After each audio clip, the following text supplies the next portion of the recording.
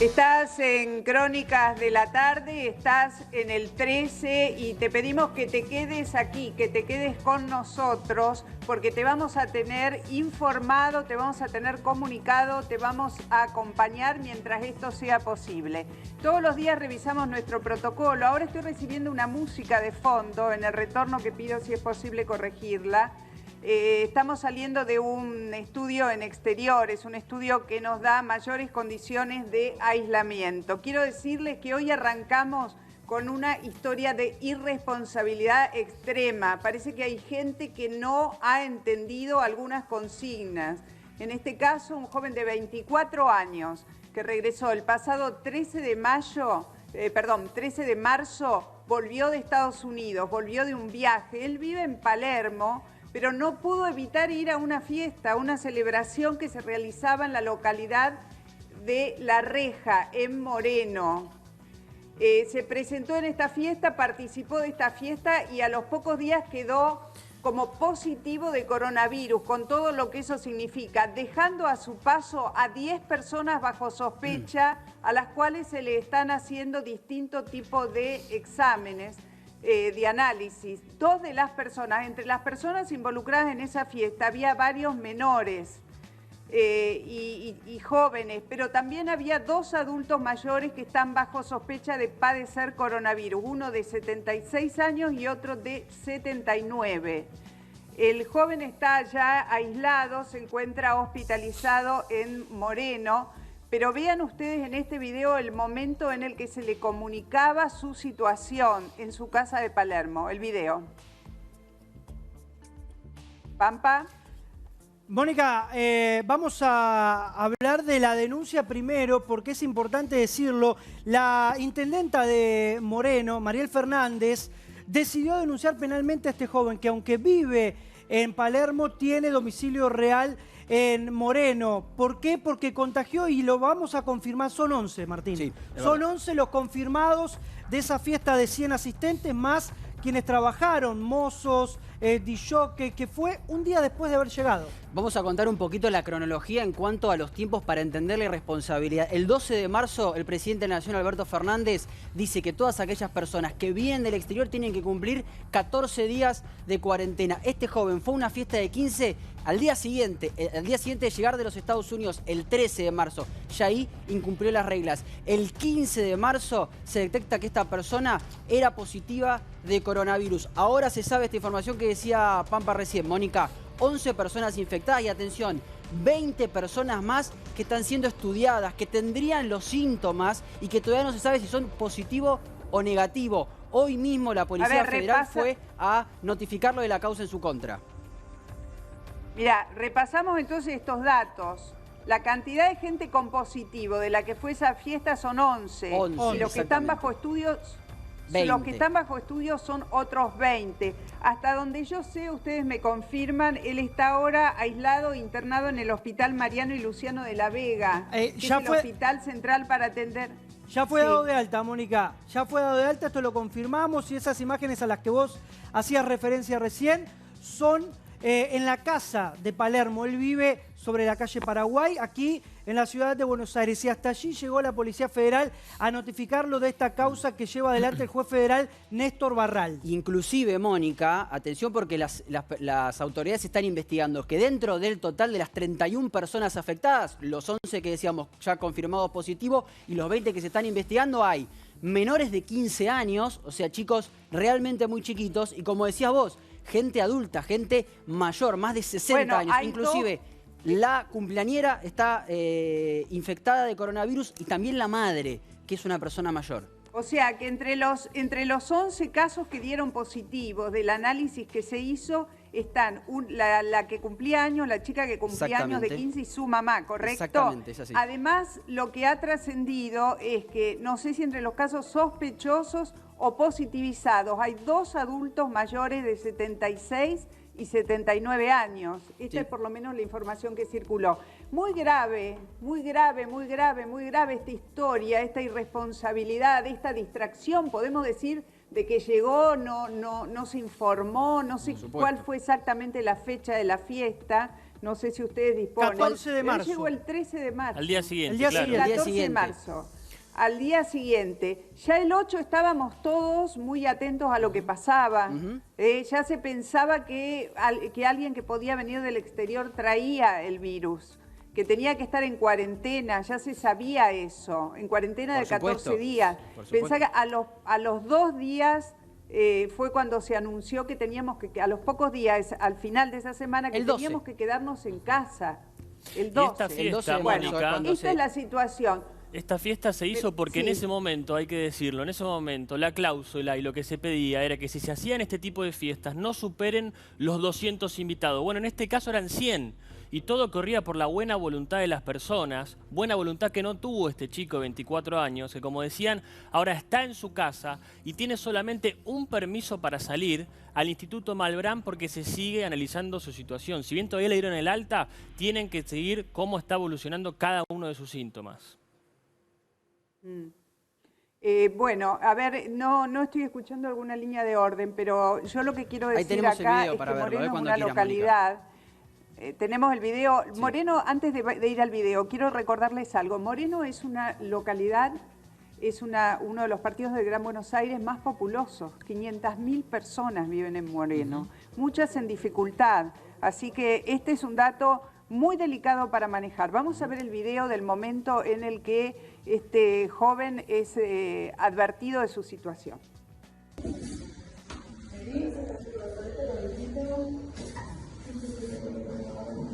Buenas tardes.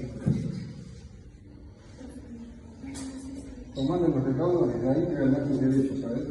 Y te voy a comentar algunas cosas que dispuso el juzgado sobre vos. ¿Está?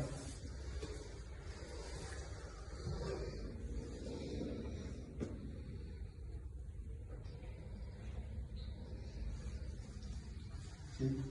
Antes haces ahorita. Y a ver, Bueno, ahí está el video cuando se lo anuncian, pero bueno, ya estaba el daño hecho. Por supuesto. Ya estaba el daño hecho, gente. Volvió el 13, el 14 fue a una fiesta, dejó a 11 personas con coronavirus. Probablemente él esté dado de alta porque se trata de un joven de 24 años que tiene la misma chance de contraer la enfermedad, pero una gran ventaja, la posibilidad de pasarla con síntomas relativamente benignos o leves, que no es el caso de todos los que estuvieron en la fiesta.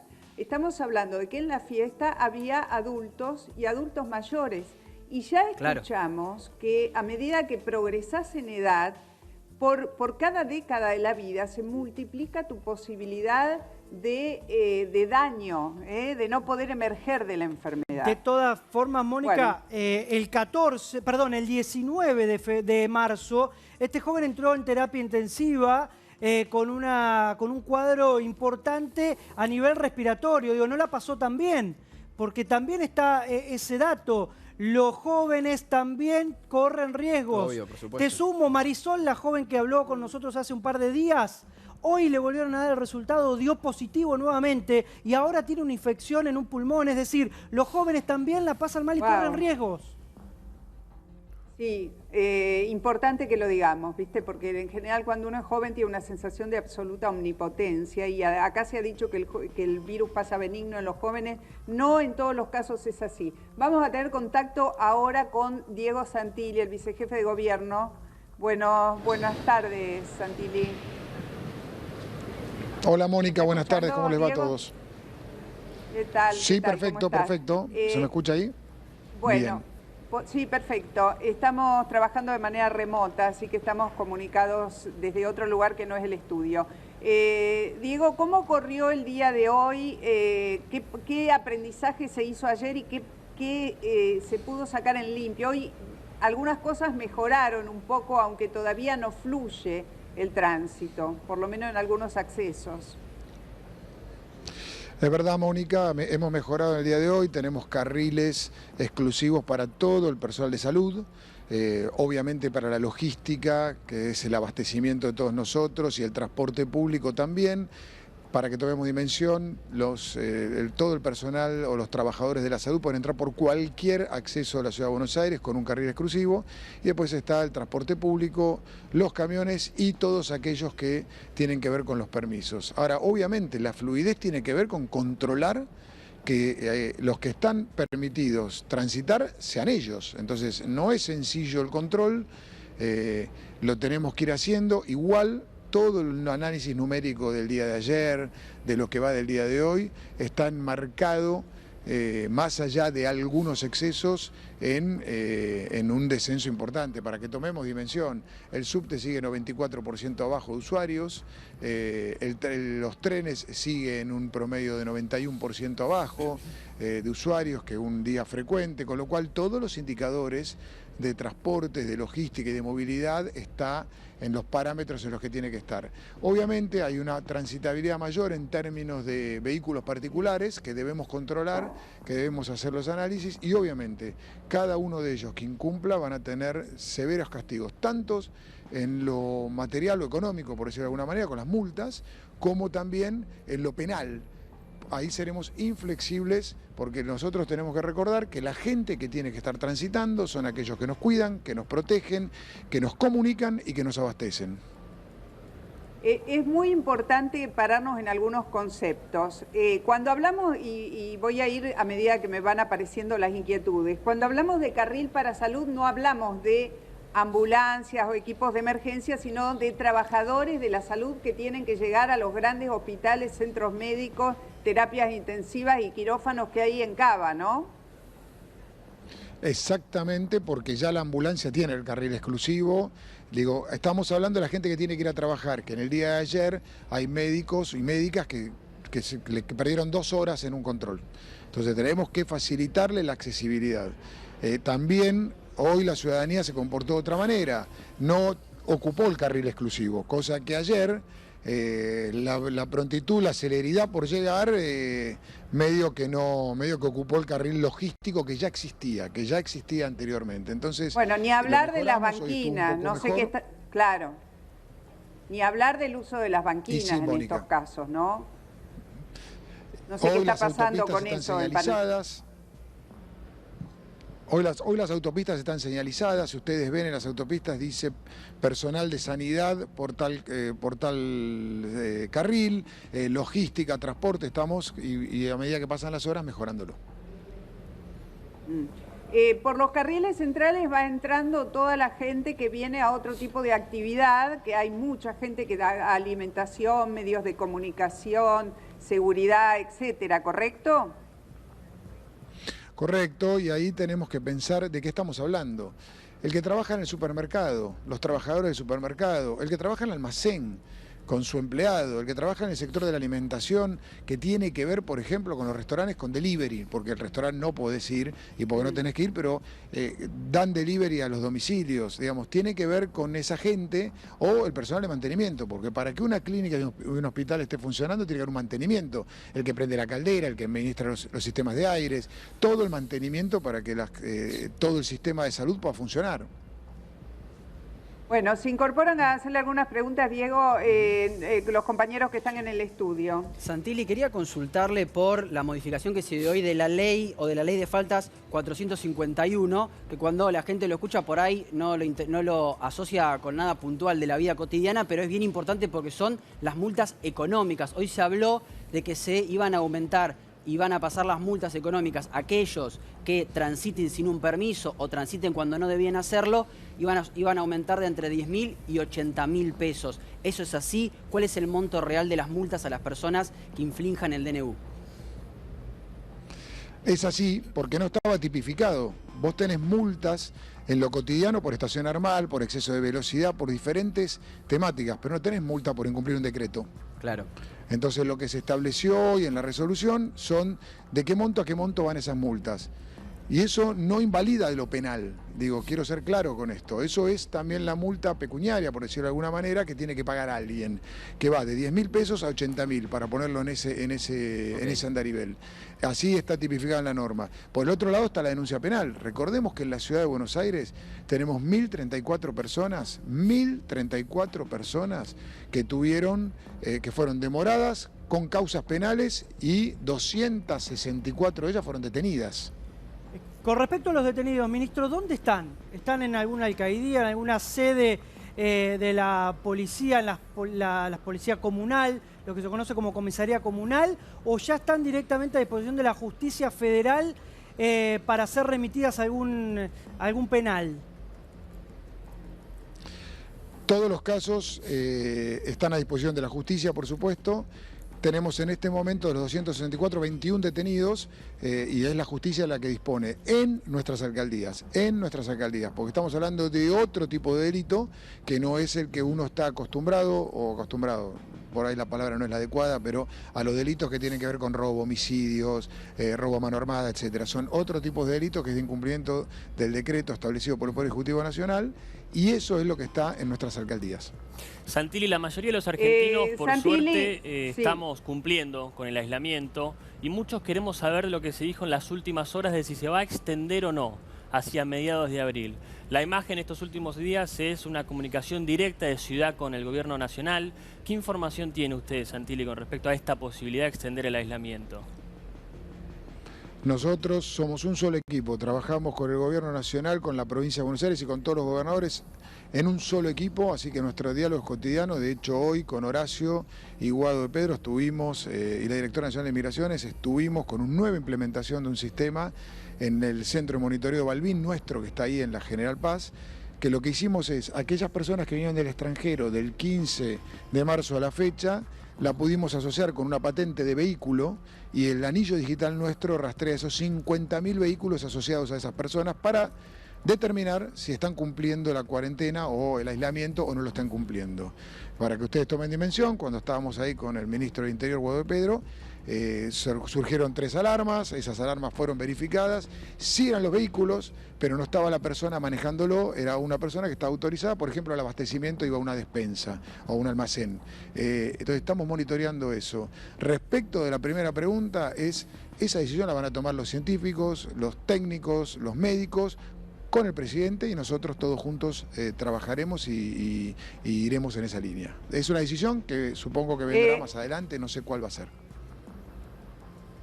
Santilli, hay un tema que es especialmente delicado, que es el de la gente que está entrando por Ezeiza, que viene, la que queda todavía, la poca que va entrando, porque ya sabemos que esto se cortó, se está cortando, que va a una cuarentena directa. Ayer lo escuchamos decir a Horacio Rodríguez Larreta que prácticamente los hoteles están ocupados por los que han entrado hasta ahora y que a la gente que viene del interior se las manda a sus provincias. ¿Es eso correcto? Y en tal caso, ¿sirve también para el Gran Buenos Aires esta consigna? Porque hay una fluidez muy fuerte entre, bueno, la provincia de Buenos Aires con Urbano y la ciudad autónoma de Buenos Aires.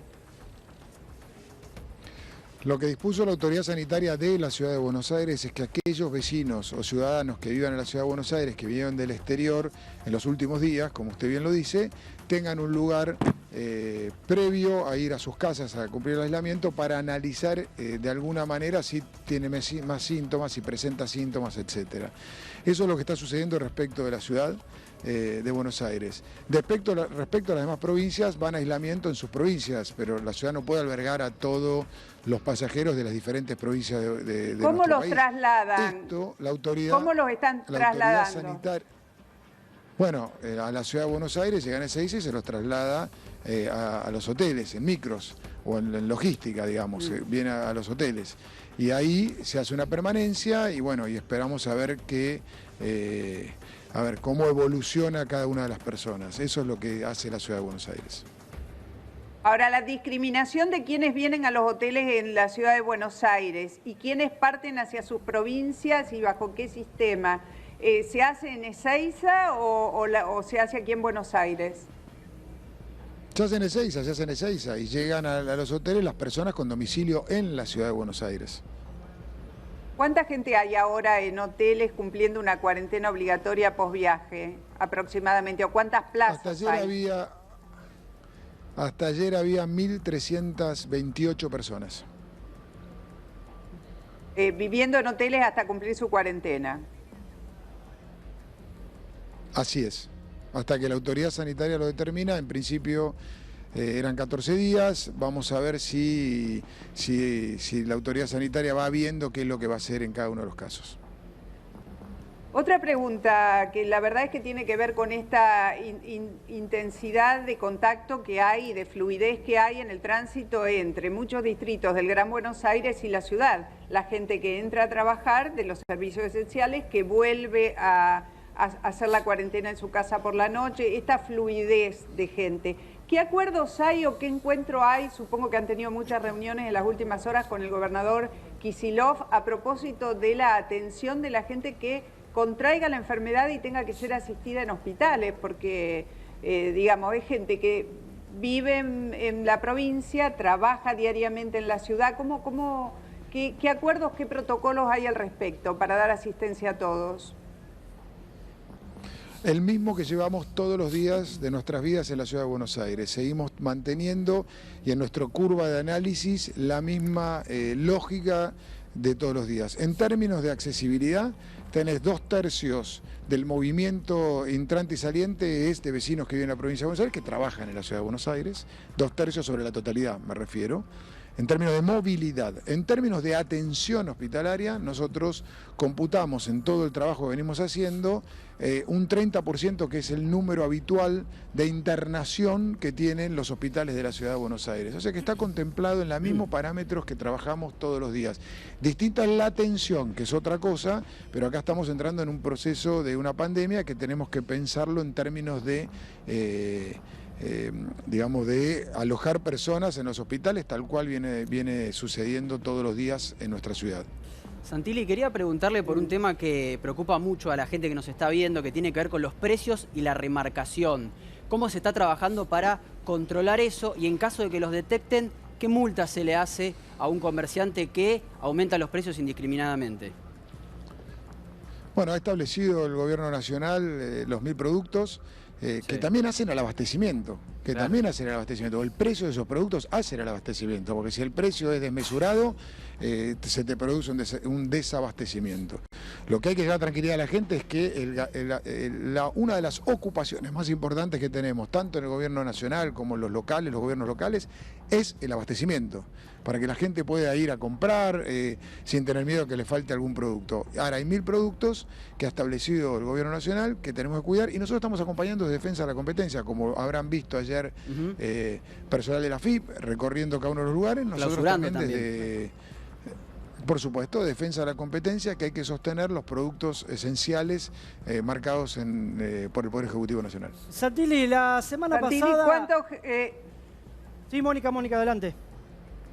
Sí, no, quería preguntarle con respecto a la ciudad de Buenos Aires, ¿qué cantidad de gente vive en barrios vulnerables, barrios de emergencia en los cuales hay más dificultades? ¿Cuál es la población estable de la ciudad de Buenos Aires que están en zona de riesgo, digamos, de vivienda? Ahí tenemos aproximadamente un 10%, 12% de la población, que nosotros estamos trabajando cotidianamente con todo. 350.000 personas, 350.000 personas. Nosotros llegamos allí... En el barrio 31, sí, perdón. 47.000, 50.000 en el barrio 31, para tener un ejemplo. En el barrio 31 hay entre 40 y 50.000 personas. ¿Qué está pasando allí con el cumplimiento de la cuarentena? Claro. ¿Qué está pasando con el cumplimiento de la cuarentena? Porque hablamos de gente que, por más que se han hecho muchos trabajos en el barrio 31, están en el medio de una ciudad viviendo en viviendas que son más precarias, más pequeñas, con mayor grado de hacinamiento y con mucha dificultad para permanecer ahí adentro. Estamos trabajando, estamos con nuestros equipos, está también la policía, están todos los sectores, como en cualquier otro barrio de la ciudad. Obviamente tiene una diferencia, como usted lo decía, Mónica, que tiene que ver, por ahí vive más gente en un mismo hábitat, digamos, en una misma casa. Ahí estamos. ¿Se está repartiendo comida, se está repartiendo agua, se está repartiendo elementos de limpieza en los barrios, en la 31? Mónica, funciona todo como es habitual. Nosotros tenemos los merenderos, los comedores, que llegue el abastecimiento, que las despensas tengan abastecimiento.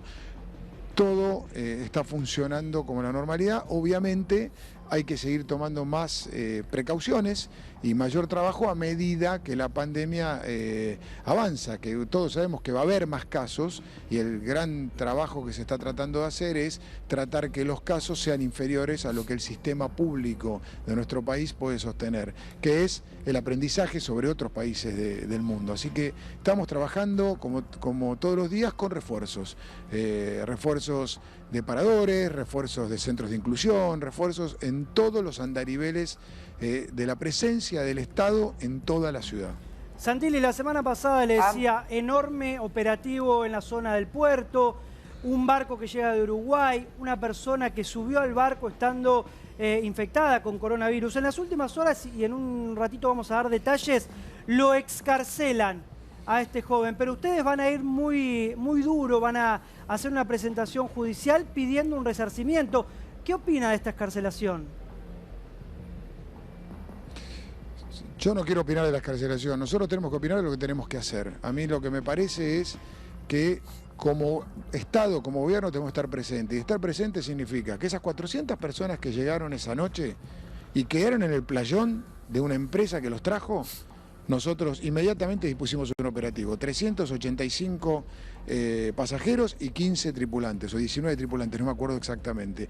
Y dispusimos que tuvieran un lugar para hacer un análisis que tiene que ver, ojo, no tiene que ver con un kit, porque todo no es un tema del kit de análisis, sino tiene que ver con prevenir, por ver al lado de quiénes estuvo, en qué piso, si tenía barbijo o no tenía barbijo. Ese es un análisis previo epidemiológico que hacen el sector de salud, o sea, los que se ocupan de llevar adelante el tema de salud en la Ciudad de Buenos Aires. Y eso es lo que hemos hecho. La justicia actúa, la justicia ha avanzado en un montón de casos, acá toma definiciones y decisiones. Nosotros tenemos que seguir trabajando todos los días. Obviamente, la Procuración de la Ciudad de Buenos Aires lo que ha hecho es entablar una demanda por los costos que ha originado todo este operativo que tuvimos que disponer. Santilli, siempre en la película hay buenos y malos, por suerte los malos son pocos. En argentinos son solidarios y están acatando el aislamiento. En las últimas horas, ustedes en la Ciudad de Buenos Aires lanzaron un programa para ayuda a adultos mayores. La gente puede ingresar vía web y proponerse como voluntario para llevarles alimentos, llevarles medicamentos. ¿Cómo está siendo el resultado de esta propuesta? Entre paréntesis, www.buenosaires.gov.ar. Mayores Cuidados se llama el programa. 10.000 voluntarios se anotaron. 10.000 voluntarios se anotaron. ¿Qué significa que se anoten 10.000 voluntarios? Significa que hay mucha solidaridad en nuestra sociedad. ¿Para qué? Para atender a nuestros adultos mayores que muchas veces viven solos, que muchas veces no tienen con quién hablar y con quién compartir. Entonces, nuestros voluntarios tienen dos esquemas. Uno, el de poder dialogar y sentir que pueden hablar con alguien, tener presencia y tener alguien que los acompañe en el aislamiento. Y por el otro lado, las cosas necesarias, es un medicamento, ir a comprar y que no tengan que salir a comprarlo y que se lo podamos llevar nosotros, algo de alimentos, comida, etcétera, etcétera. Ese es el programa que lanzamos, que tiene ya 10.000 voluntarios y que estamos organizándolo y trabajando en conjunto. Para nosotros es muy importante cuidar a nuestros adultos mayores porque además son una de las poblaciones de riesgo ante esta pandemia. Entonces es muy importante llegar. Están dando bien, estamos contentos, vamos a ir viendo día a día cómo progresamos. El otro día escuchamos, Santilli, que en San Luis se había tomado una medida del tipo que se restringía la salida para compras de alimentos de acuerdo al número de documento, etcétera, etcétera. ¿El gobierno de la ciudad está pensando en alguna tarea, en alguna nueva medida, un nuevo protocolo de restricción de desplazamiento para aquellos movimientos que obviamente son indispensables para la gente que está en cuarentena en su casa? Cualquier restricción que se tenga que tomar la tomamos en conjunto, no la vamos a tomar el gobierno de la ciudad o el gobierno nacional. Nosotros trabajamos en conjunto, en equipo, y esto es lo más importante. Nosotros estamos viendo con Horacio en el intraciudad un altísimo acatamiento. Digo, un acatamiento que está en el orden del 90%. 9 de cada 10 personas están llevando bien el aislamiento en sus casas. Ahora trabajamos sobre ese 1 de cada 10, que cuando vos tenés una rotación de 7 millones de personas en el alrededor de la ciudad y la provincia, bueno, por ahí uno ve 350.000 personas un día y dice ¿cuánta gente? Pero al lado de 7 millones es el 5% o es el 7%, depende del volumen. Bueno, lo que estamos analizando es si ese 350.000, 400.000 personas son todas las que tienen que estar en la calle.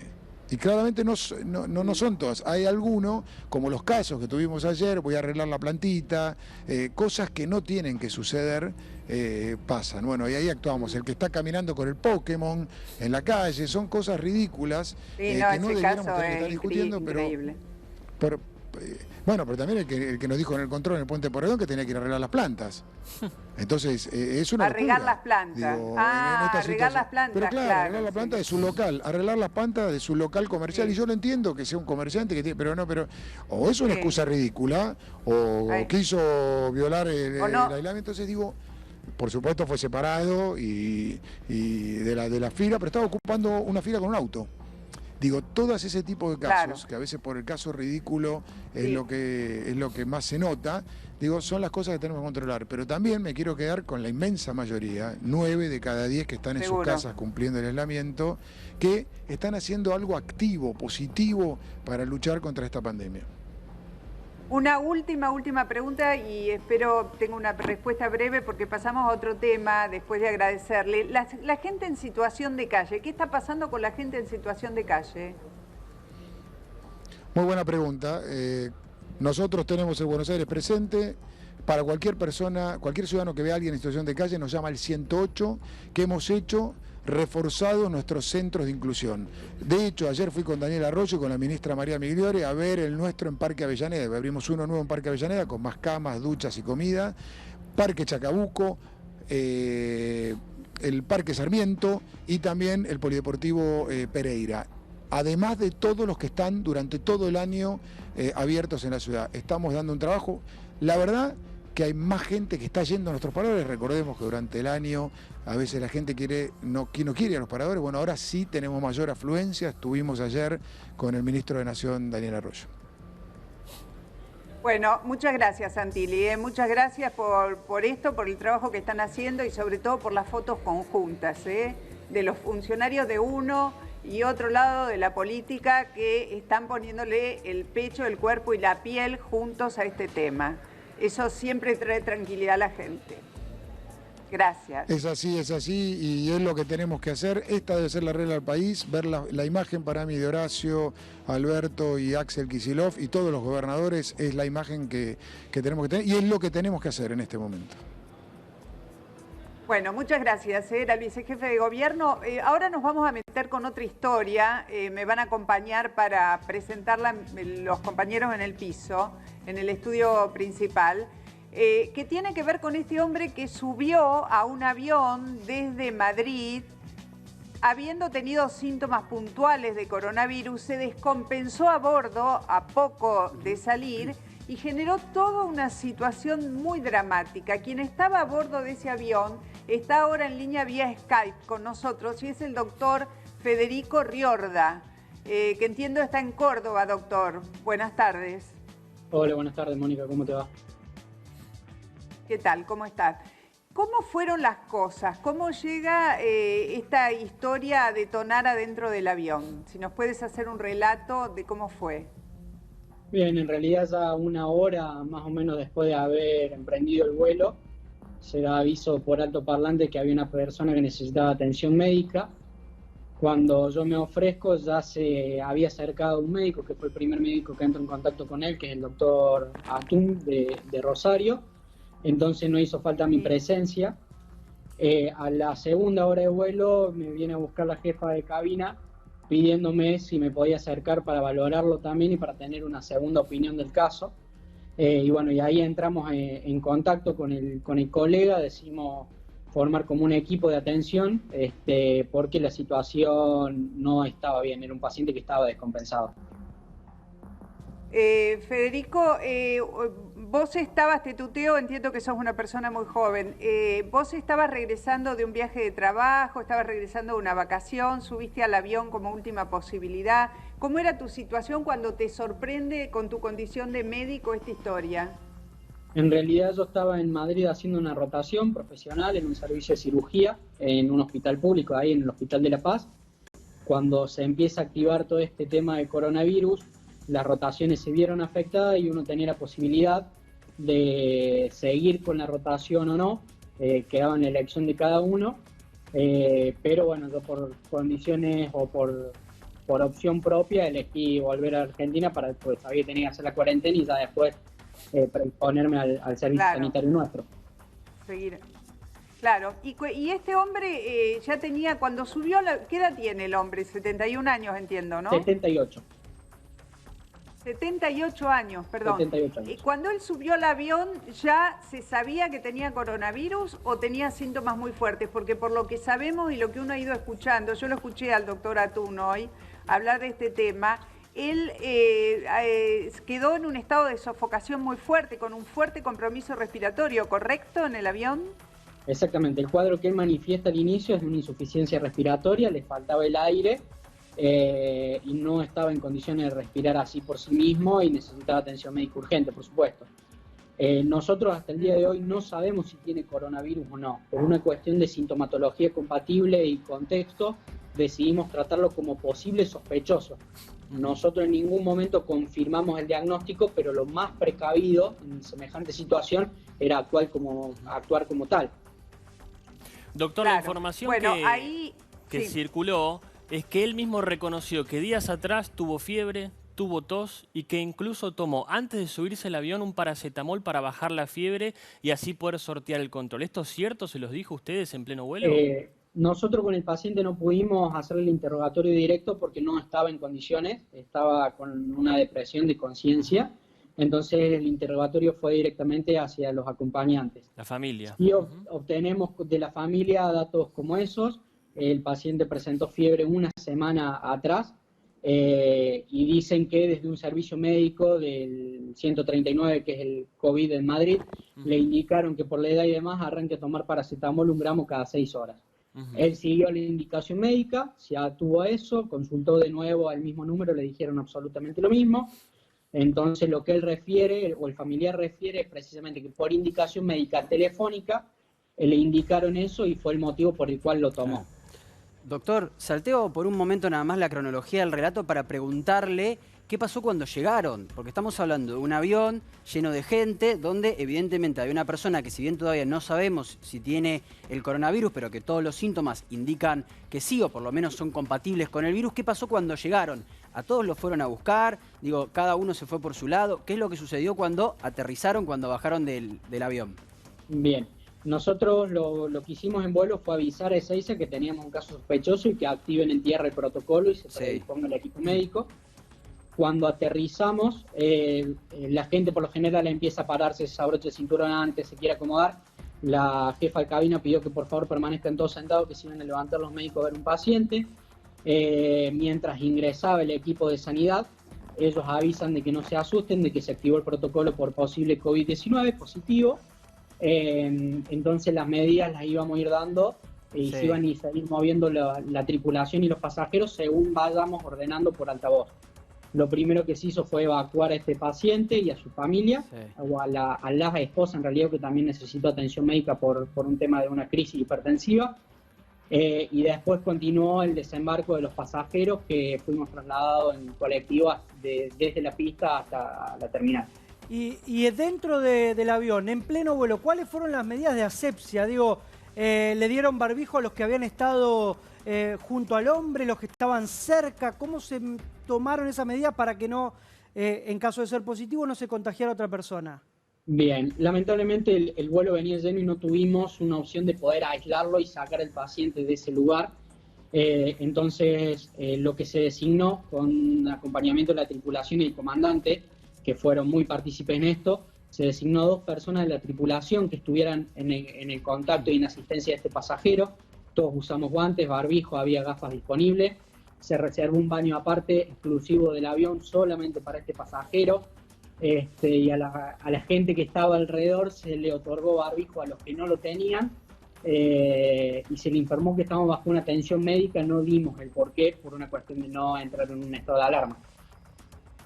Ahora, doctor, hay que pensar que esta situación, que podríamos calificarla como de irresponsabilidad, porque estamos hablando de una persona mayor que llegó a un estado muy crítico adentro del avión, por lo menos esto es lo que trascendió, usted dirá, expuso no solo a todos los pasajeros, sino a la tripulación. Y la verdad es que esa tripulación, no sé qué estará pasando ahora, pero debería estar en una prolija cuarentena, muy estricta cuarentena. Incluso los médicos que lo asistieron, usted y vos, perdón, y el doctor Atum, porque estuvieron en contacto directo sin ningún elemento de protección con un hombre del que se está esperando la confirmación de un coronavirus. Bien, la situación clínica y médica fue esa, el paciente estaba con un compromiso de vida, que fue informado a la familia de que no sabíamos si íbamos a llegar a destino con vida de este paciente. Yo no voy a emitir juicio sobre la responsabilidad o no del paciente, pero la idea de toda esta historia es que tomemos conciencia de que por ahí uno, por aceptar la propia responsabilidad, pone en juego a gente que no tiene nada que ver en este tema, que todos queríamos volver a casa, que la tripulación se ofreció voluntariamente a hacer este trabajo y de pronto se ve expuesto con estas cuestiones. Están haciendo una cuarentena estricta. Yo también bajo el control de la infectóloga de mi hospital, siguiendo todas las pautas y las recomendaciones, y a la expectativa de ver qué pasa con este caso, que por ahora sigue siendo sospechoso. Sí, nosotros nos paramos en visibilizar de manera muy fuerte y muy enérgica en estos casos, porque entendemos que es la única posibilidad de que se tome estricta conciencia a nivel masivo de lo que significa, ¿no? Estamos hablando de una persona de 78 años, que obviamente estaría desesperada por regresar a su país, que tenía síntomas, que tomó el avión pensando en sí mismo, pero que por ahí él y su familia no mensuró la responsabilidad que se asumía al hacerlo, porque al buscar su salida para casa deja fuera de juego, en este caso, a dos médicos. Ustedes, tanto usted como el doctor Atum, han tenido que retraerse a una cuarentena muy estricta y estar muy atentos a su situación cuando se los estaría necesitando y fuerte en los hospitales, en los centros donde trabajan. Y por otro lado, la tripulación de aerolíneas que ha cumplido una función en estos días también llena de riesgos. Sacar de juego a la gente que está preparada para subirse a un avión, no solo preparada técnicamente, sino también en este momento emocionalmente por su profesión para cumplir estas tareas de riesgo, es sacar de juego a gente que es muy valiosa. Por eso es que nos paramos en esta situación. ¿Cuándo se supone, no sé si usted tiene idea o hay un seguimiento de esto, que se va a tener definitivamente el resultado del análisis de coronavirus sobre este hombre? Y esperamos, por lo que nos dijeron en una primera instancia, que en el transcurso de estas 24 horas ya íbamos a tener novedades, por lo menos confirmatorias. Doctor, quería pedirle... si este hombre... Perdón, Mónica, perdón. Si este hombre diera positivo, supongo que además de la cuarentena por estar regresando de viaje que tienen ustedes, debe haber un seguimiento muy prolijo de todos los que estaban a bordo del avión. Exactamente, ya la tripulación puso a disposición del ministerio, que es el que se encarga de eso. Si nosotros estuvimos porque ahora estamos manejándonos como si estuviéramos en contacto con un caso sospechoso. Claro. Las reglas del juego nos van a cambiar si este caso pasa a ser positivo. Pasamos a haber tenido contacto con un caso positivo de coronavirus. Entonces, las atenciones que tenemos que tener para con nosotros mismos son otras, y por supuesto con toda la expectativa de que esto mejore. Doctor, cuando ahora había una información que salió cuando se conoció la noticia, que era que cuando bajaron los pasajeros y salieron del aeropuerto de Ezeiza, algunos habían tomado taxis, habían tomado remises, que habían estado en contacto con transporte público. ¿Esto fue así? En realidad, por lo menos, no hubo ningún protocolo restrictivo en cuanto a eso. Es decir, los únicos que quedaron en cuarentena sin entrar en contacto con transporte y demás fueron la gente con domicilio en Cava, pero porque ese protocolo lo hace directamente la ciudad. Nosotros, absteniéndonos al protocolo nacional, podemos regresar en tránsito hasta nuestro domicilio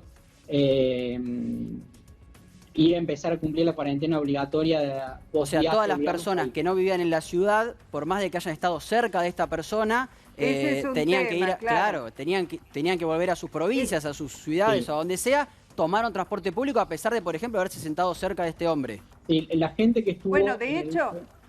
Perdón, la gente que estuvo en el radio de 1,5 metros tuvo una atención especial, esperaron a ser evaluados y demás. Esa gente no sé si quedó en cuarentena o no, pero el resto de los pasajeros que no estábamos cercanos y éramos de provincia o del interior del país, no tenemos restricción alguna.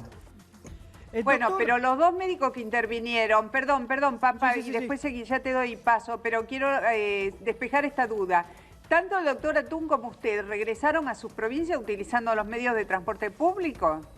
Sí. A ver, usted volvió en avión, tengo entendido, ¿no? Sí, así es. O sea que se está produciendo este bache, por eso lo traigo a cuento, que la gente que llega y entra a Cava, porque tiene residencia aquí, como recién hablábamos con Santilli, tiene la opción de cumplir una cuarentena estricta en hoteles o centros especiales que se han habilitado cuando no en la propia casa.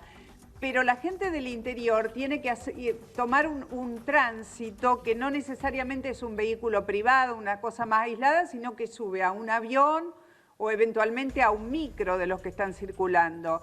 Este es todo un tema. No. Yo anoche, por lo menos, en realidad la madrugada del vuelo, tomé la precaución. Le comenté, yo tomé un solo taxi y un avión. Al conductor del taxi le comenté la situación, si él está dispuesto a llevarme o no, quedaba en la opción de él. Tengo los contactos de él en caso de que yo entre en esto del contacto positivo, por supuesto, informarle. Pero tampoco teníamos a disposición, si yo hubiera querido quedarme, no tenía a disposición de quedarme a cumplir una cuarentena. Los hospitales que están abarrotados y están por guardia, y los hoteles sanitarios son por disposición de Cava. Doctor, está claro que un avión no es un consultorio. Y cuéntenos lo que tuvo que hacer arriba del avión para que a este paciente le ingresara el nivel de oxígeno necesario, porque tenemos entendido que la máscara no funcionaba. ¿Qué tuvieron que idear? En relación a lo que decís, lo más importante es que entendamos que este es un avión que no está preparado para esto, porque una persona en estas condiciones no debería someterse a un vuelo. Claro. Entonces no es un avión sanitario, es un avión comercial y tiene los elementos básicos para las descompensaciones comunes. Cuando nosotros vimos que no levantaba la saturación con la máscara que tenía, porque era una máscara de reservorio común y corriente, la única opción que tuvimos fue fabricar con el colega, a través de una manguera, una mascarilla, que la idea de esa mascarilla era que llevara el oxígeno directamente hacia los orificios nasales. Se improvisó y por suerte fue útil, y esto con el aval del copiloto, del piloto, el comandante y los copilotos, que tomaron la decisión de realizar un vuelo diferente. Tuvieron que llevar el vuelo por debajo de los 10.000 metros de altura, que usualmente no se hace, y esto por una condición de que favorezca la fisiología y le podamos otorgar menos presión al cuerpo del paciente y respire un poco mejor. Entiendo, doctor, que esto sucedió cuando empieza a descompensarse este hombre. Esto sucedió cuando faltaban 8 horas de vuelo para llegar acá a Buenos Aires. Imagino la desesperación primero de sus familiares, después de todos los pasajeros. ¿Se evaluó también aterrizar de manera de emergencia en Río de Janeiro? ¿Esto es así? ¿Qué fue lo que terminó llevando a decidir al piloto a venir hasta acá, hasta Buenos Aires? Bien, claramente lo primero que hicimos nosotros fue informar a la familia por una cuestión de que no pase esto, de que entren en desesperación, porque iba a ser un factor que para el trabajo en equipo iba a ser un impedimento muy grande. Entonces la familia comprendió bien la situación, sabía que íbamos a hacer lo que pudiéramos. Cuando le presentamos la situación al comandante, lo que teníamos por delante era o Río de Janeiro a 6 horas aproximadamente y sumarle 2 horas más hasta Ezeiza. Río de Janeiro en el caso de que se tuviera que hacer un aterrizaje de emergencia. A la familia se le expresó esto, le dijimos que tenía riesgo de vida, que el paciente se podía morir, y que ellos quería saber cuál era su posición respecto, porque habría que desfibrilar en caso de que entre un paro cardíaco, hacer resucitación y el posible aterrizaje de emergencia. La familia decidió no someter al paciente a medidas invasivas, por así decirlo.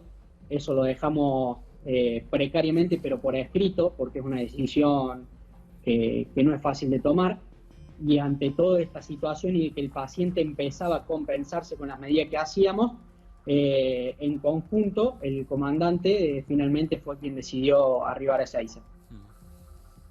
Bueno, la verdad que la descripción que el doctor está haciendo da cuenta de todas las estrategias y protocolos que hay que improvisar sobre la marcha para enfrentarse a esta situación que es totalmente inédita, que es muy inestable. O sea, hoy estamos con una cosa, mañana con la otra. Ustedes como médicos se enfrentaron a una situación muy extrema teniendo que resolver cuestiones de a bordo. Le pregunto, doctor, ¿el comandante de vuelo o quien estaba a cargo de la tripulación comunicó al pasaje lo que estaba pasando? ¿O esto se mantuvo tranquilamente acotado a la zona que rodeaba al enfermo?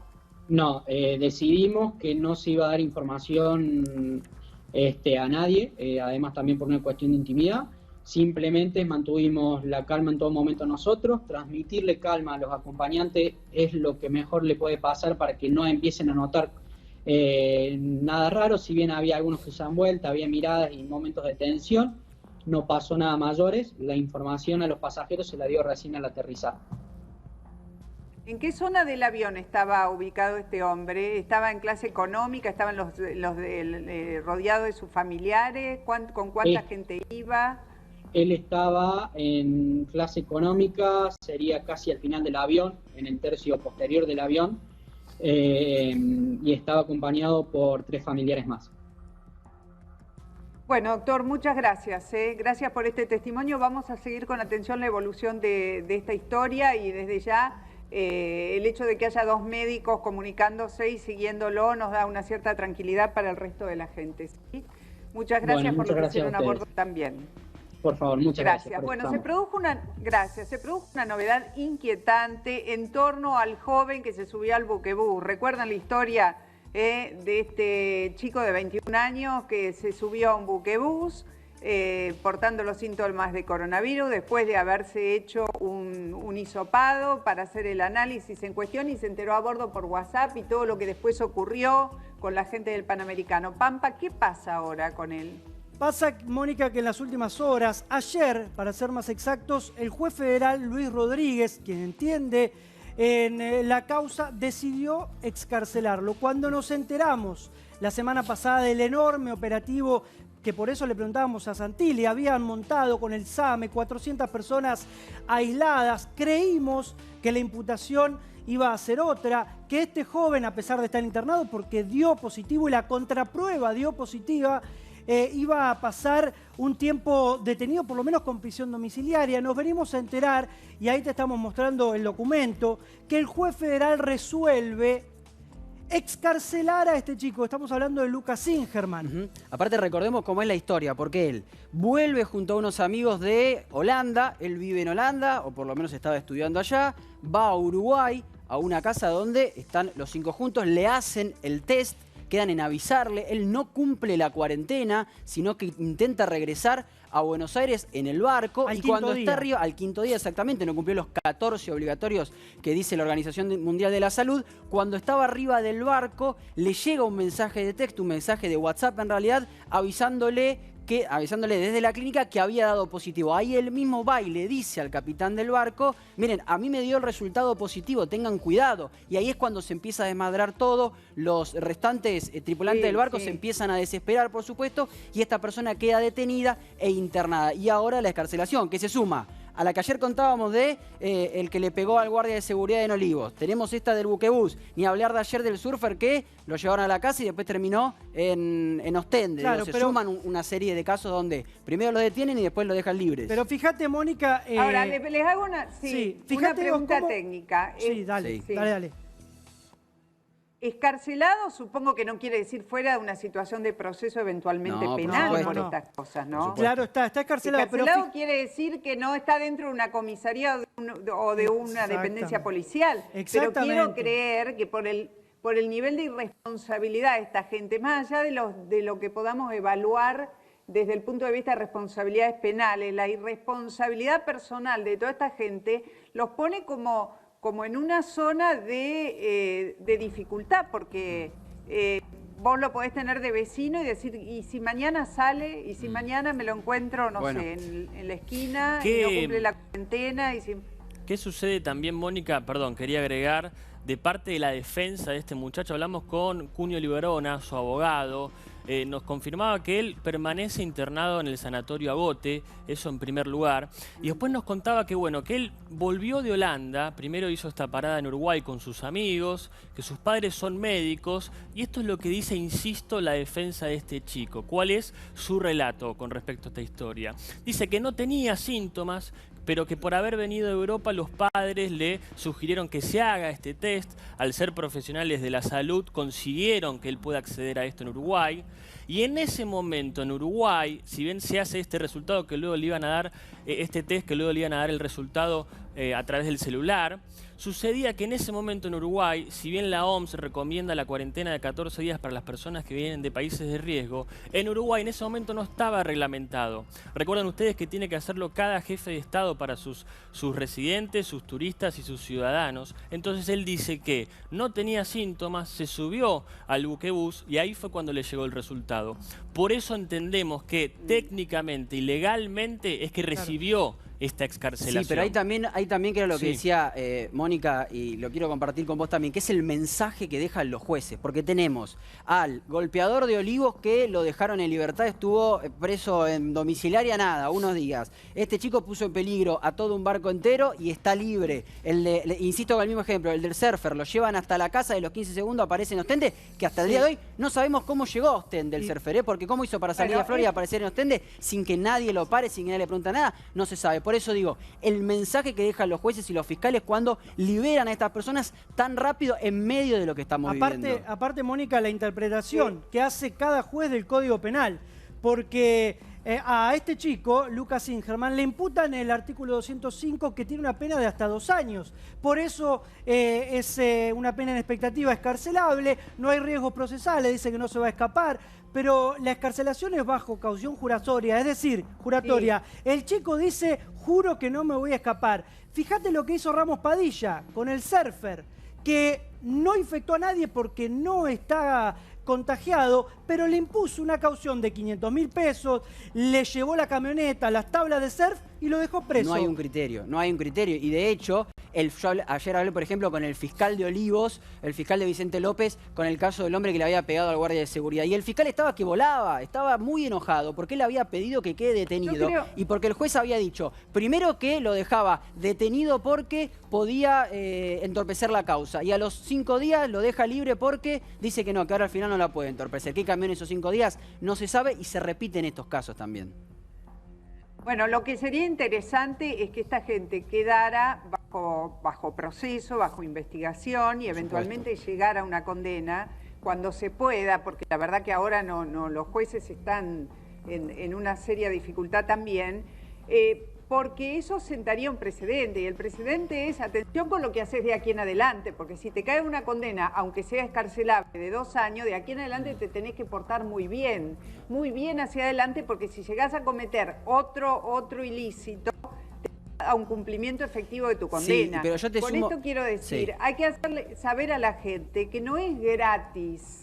Por eso que no es gratis transgredir la norma, porque estamos en una circunstancia excepcional y esto nos obliga a los medios, esto es lo que yo siento que estamos haciendo ahora, en pararnos en estas historias, desmenuzarlas de punta a punta, para que la gente comprenda cómo una actitud responsable, termine o no penalizada por los jueces, que obviamente algunos están bastante confundidos también, tiene consecuencias directas sobre la vida de otras personas. Claro. Muy directas.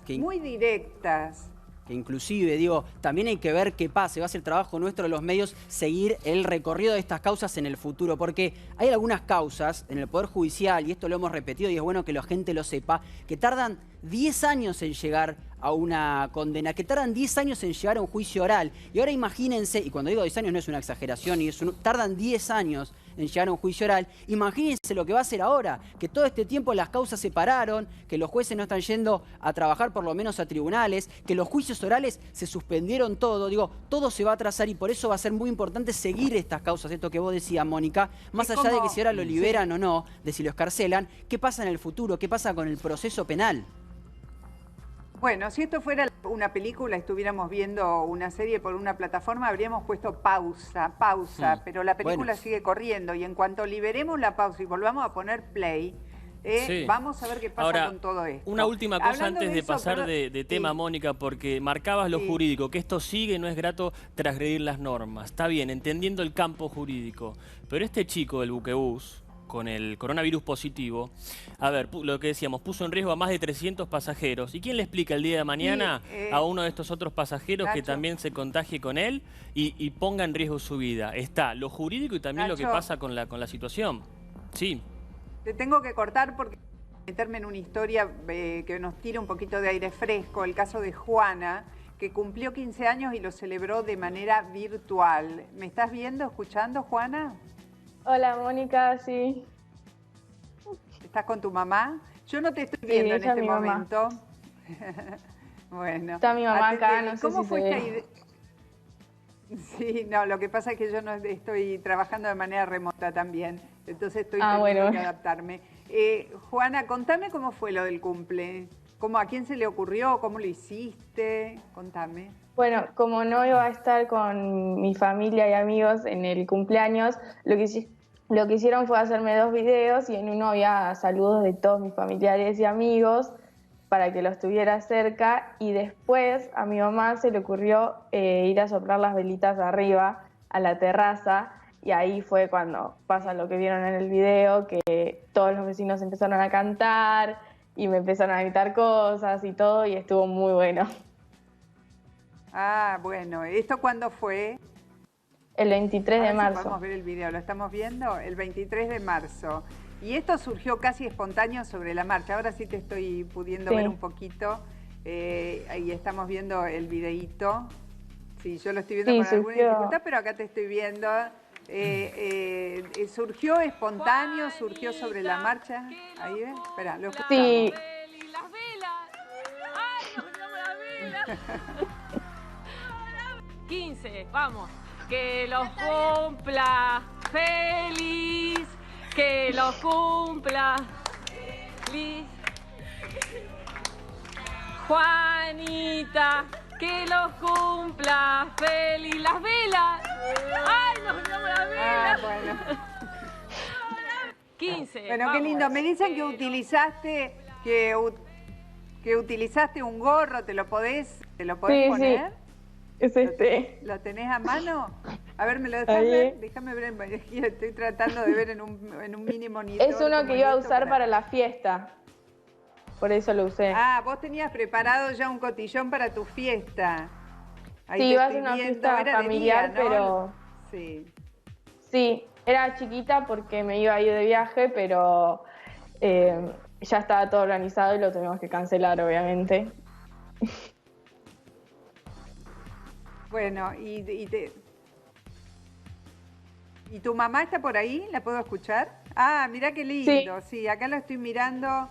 Sí, acá lo estoy mirando.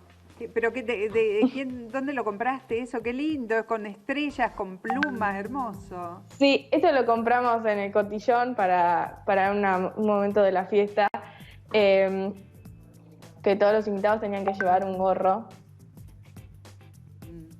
¿Y vos tenías pensado hacer efectivamente una fiesta? ¿Tenías organizado ya las cosas? Sí. ¿Qué iba a hacer eso? Teníamos Lo que no fue. todo comprado y organizado y tuvimos que suspender todo.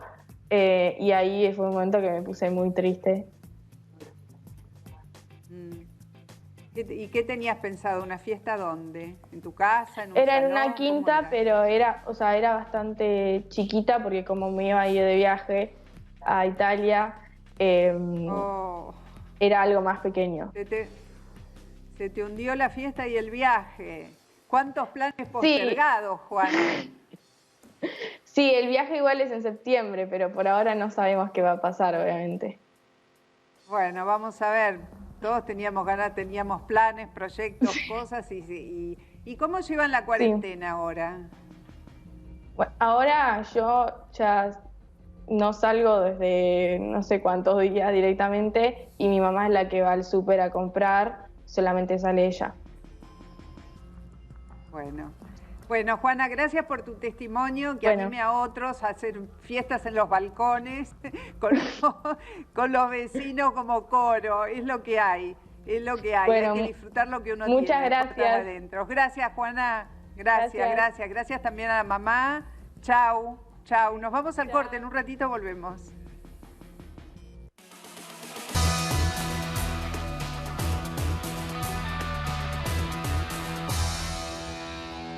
Aquí estamos en Crónicas de la Tarde, en el 13, tratando de informar, de acompañar, de comunicar, de hacer todo lo que se pueda con un protocolo de trabajo que va cambiando día a día para protegernos, para cuidarnos y para cuidarte. Juan Leirado está por ahí. Hola, Juan. Estoy escuchando. Hola. Ah, bueno. ¿Qué Hola. tal? Yo no te estoy viendo, pero te estoy... ¿Me escuchás, Juan? Yo te escucho, sí. Hola. Hola. Contanos cómo estás viviendo la cuarentena. ¿Cómo estoy viviendo la cuarentena? Como todos, ahí en casa, haciendo cosas todo el tiempo, revisando cosas, eligiendo cosas, pensando, y tratando de pasar este momento que duro, muy duro, pero que nos va a dejar también sufrimiento, pero también cosas, creo, importantes que estamos dándonos cuenta, ¿no? Así que es así, es lo que nos tocó. ¿Cómo? Vos decís nos tocó a todos los que tenemos ya una edad de riesgo, digamos, para decirlo rápidamente y unificarnos, que hemos vivido la vida de este país y de este planeta durante varias décadas ya. Nunca imaginamos una cosa así, Juan. No sé si alguna vez a vos se te ocurrió, pero no. Así no. Nosotros como generación venimos viviendo también aceleradamente procesos que cuando uno lee en la historia ocurren, qué sé yo, cada 2 siglos. A nosotros como generación nos tocaron muchísimas cosas, ¿verdad? Y son cosas que uno se fue acostumbrando de alguna manera, ¿no? A recibir de un día para otro, no tanto de un día para otro, cosas en las que uno también estuvo en riesgo su vida, su pasar, su economía, eso sumado a la vida de cada uno, ¿no? Con sus historias individuales también, que tienen que ver con uno. Pero esto, no sé, yo lo veía cuando leía o en las películas, no me imaginaba que íbamos a ser protagonistas de esta película, Una historia así. de esta miniserie que esperemos que tenga pocos capítulos, ¿no? Bueno, hablando de capítulos y de series y de cosas, como sos actor, me dijeron que improvisaron una parodia de Gasoleros con Mercedes, ¿puede ser? Sí, fue así. Ahí está el video, espera. Ahí la estamos viendo, espera, ya seguimos hablando. Usted se habrá divertido muchísimo con ese estilo tan gracioso.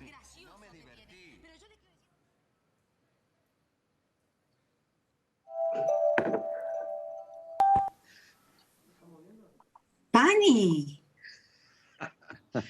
Ay, qué lindo que le queda al rubio. No me lo imaginaba así. ¿Cómo anda? Ah, bien, con ganas de verla y de hablarle. ¿Me escucha? No me grite. Sí, no me grite, lo escucho bien. No, si no, dígame, porque a lo mejor hay interferencia, porque no. Yo estoy en el patio, no me llega el... No, está bien, lo escucho bien, Con está esto muy lindo. de la Está técnica. muy lindo. También. Escuche, trate de no hablar cuando hablo yo. Habla uno, después habla el otro, ¿sí, Pani? Le decía... Hable usted, yo la escucho. Ah, perdón. Que está muy lindo. Que se lo ve muy lindo. ¿Puedo decir algo? A usted también. Gracias, Pani. Bueno, ¿cómo lleva la cuarentena? Bien, muy bien. Digo, muy bien, con todo lo que eso implica, ¿no? ¿Cómo consiguió mi dirección? ¿Online? Bueno, ahí lo estamos viendo la parodia, Juan. Loli? A ver. Sí. Loli está Me estoy volviendo loca con los audios. O escucho esta dirección en la que usted entró y me está mirando. Bueno, ahí estamos, Juan. ¿Con quién estás en Sí. tu casa? ¿Cómo es la historia? ¿Cómo la estás pasando? ¿Cómo es tu rutina ahí adentro de la cuarentena? Más allá de esta parodia que se permitieron. Bueno, primero en relación a eso quería explicar un poco cómo fue. En realidad, pensando Dale, contame. cosas, en un momento pensé, ¿qué sería de Roxy y Panigasi en una situación así, verdad? Y me pareció como atractivo de poder contarlo o investigar a ver o jugar a ver qué le pasa después de 20 años. Imagínense que Gasoleros hace 20 años que terminó. Teníamos 20 años menos, todos. Y de pronto, bueno, dije, ¿y si hacemos algo así? La llamé a Mecha, fue la primera persona, le encantó, a Mercedes. Y después, bueno, hablamos con Koroski, que es el actor, y bueno, hablamos con Adrián, ¿no? Con Suárez, que es el dueño de todo esto. Y le dijimos, mirá, es para poner en las redes, es algo que vamos a hacer nosotros, entre nosotros. Y bueno, le pareció genial y la verdad que divino, me dijo, sí, nos dijo, esto hay que hacerlo, parece bien, genial, cuenten con eso, o sea que tenemos la autorización, digamos, porque no estamos haciendo Gasoleros, estamos haciendo los dos personajes. Y así apareció. Acá como estoy, y estoy bien, estoy con María, mi mujer, que es psicóloga, que atiende aquí en la casa, ahora, vía vía pantalla, porque tiene su consultorio en otro lado, y descubriendo cosas nuevas, muy nuevas de nosotros, muy nuevas, más que... A ver, más que nada el hecho de... Yo soy una Poneme persona en la pista. ¿La qué? Poneme en la pista de lo que vas descubriendo, en la pista de lo que vas descubriendo. Ah, perfecto. Primero descubrí que a mí no me afecta tanto estar así encerrado en mi casa. Tengo la posibilidad de tener una terraza, pero bueno, siempre sabía que yo podía salir, digamos. Ahora no. Entonces lo que voy descubriendo de los tiempos distintos de la pareja. Nosotros tenemos una pareja de 40 años. Entonces descubrí que hay muchísimas cosas de tiempos y de formas que solamente la descubrís en la práctica de una situación así. Distintos humores, estamos todo el tiempo juntos, obviamente, ¿no? Entonces, distintos humores, distintas formas de limpiar la casa. Momentos que a uno tiene ganas de limpiarla. Y ahí vienen a veces unos conflictos, porque uno recién puede superar esos conflictos cuando se da cuenta que el hecho no es que uno no quiere limpiar, sino el hecho que uno tiene sus tiempos. O sea, a mí no me preocupa ver un par de zapatos en el suelo. Y levantarlos cuando, qué sé yo, la verdad es cuando tengo ganas. Pero el otro tiene sus otras necesidades, sus otras ganas. Y eso lleva realmente a profundizar lo que significa una relación, ¿no?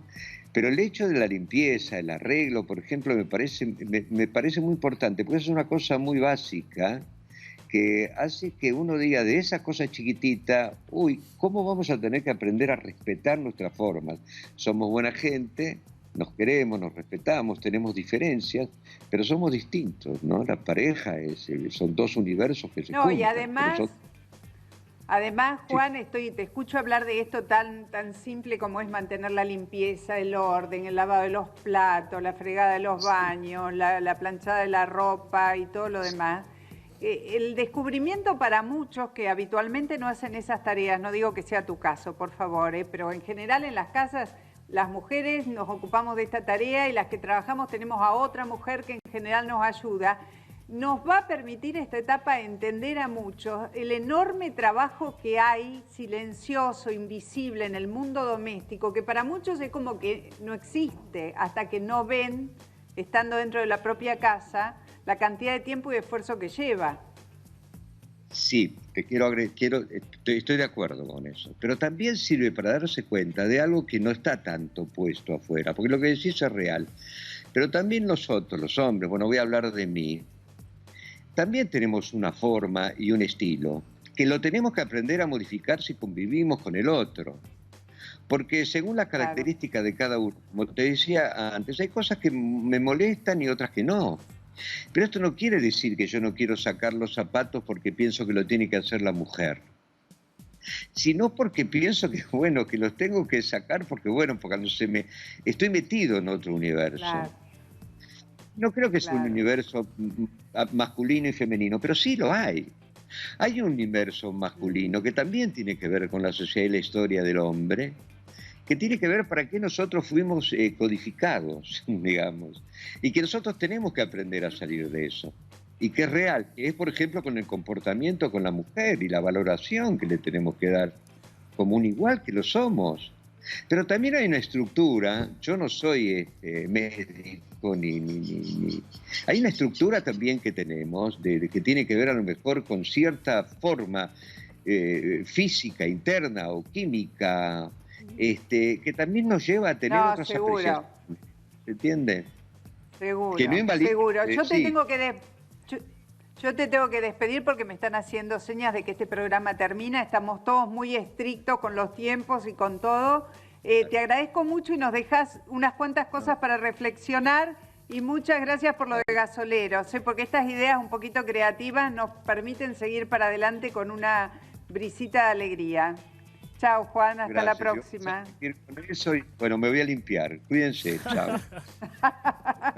Y levantá los zapatos, por favor. Chao, hasta mañana.